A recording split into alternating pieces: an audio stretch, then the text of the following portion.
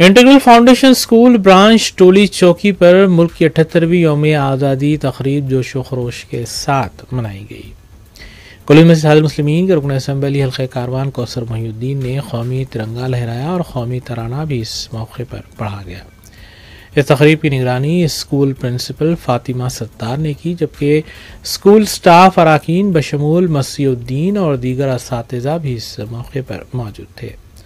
रुकन असम्बली कौसर मोहिउद्दीन के हमरा मजलिसी डिवीजन कॉरपोरेटर्स हारून फरहान और वजीउज़्ज़मा, इब्तिदाई सदूर व मोतमदीन और सरगम मजलिसी कारकुन भी इस मौके पर मौजूद थे।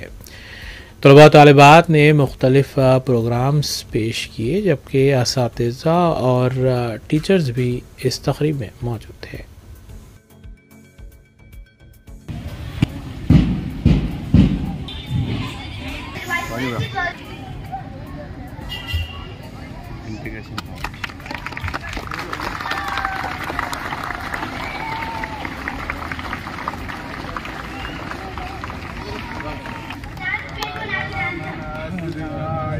जय